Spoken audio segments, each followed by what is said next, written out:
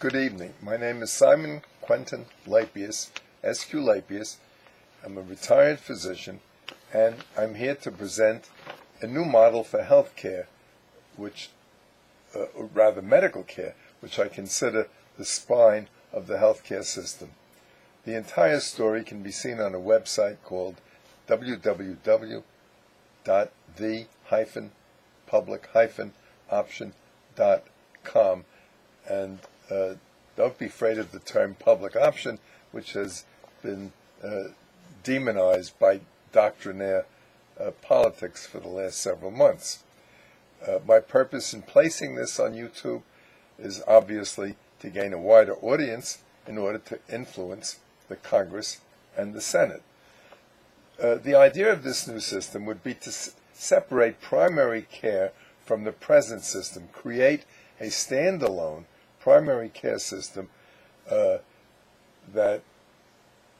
which no health insurance would be needed. It is a fee-for-service system, and fees would range from 0 to infinity according to the ability to pay. It would be semi-public. It can be used optionally in conjunction with an HMO if you belong.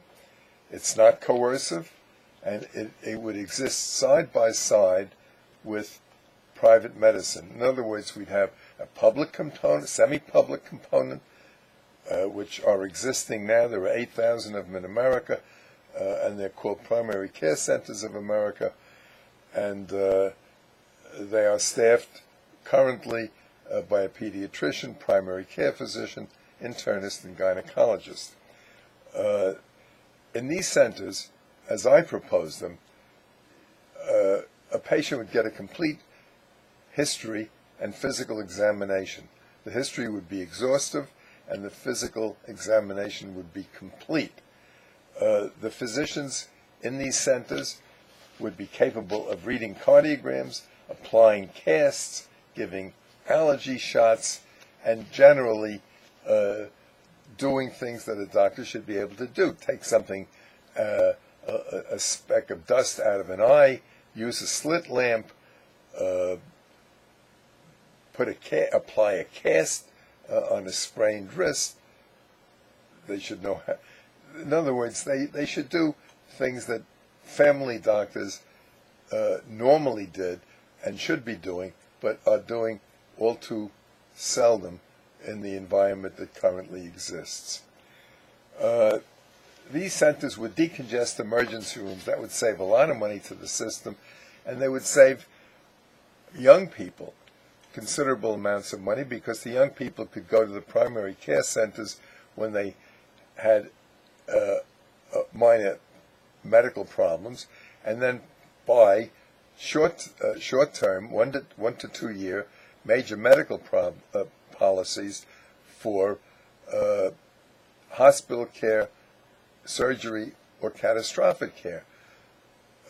Thus, they would be covered for simple problems and as well as catastrophic problems, which would probably be much less expensive than the $10,000 or $12,000 young people would have to spend to join a system that they don't want, don't think they need, because they usually don't develop serious illnesses.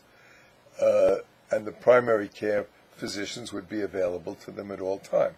In the same measure, enterprise businesses would save considerable money, because they could offer, they could suggest that employees attend primary care centers for minor illnesses, pay out of pocket. The employer could reimburse them 80%, say, of their annual costs, and buy them major medical or term health insurance for as long as they're employed. So the business, the owner of the business would save significant money. The employees would have coverage, and the problems that now face enterprise and drive some of them out of business would no longer exist. I think this system should be explored. It should be expanded. I think people watching this should jot down any new ideas or reframe it if they feel it's necessary.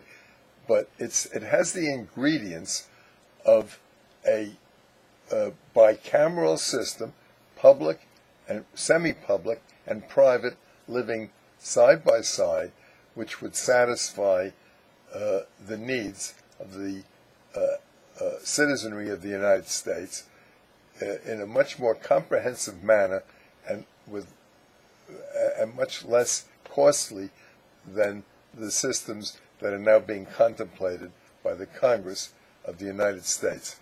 I appreciate your listening to this, and I thank you for your attending it, and I wish all of you a very, very happy and healthy New Year. Thank you very much.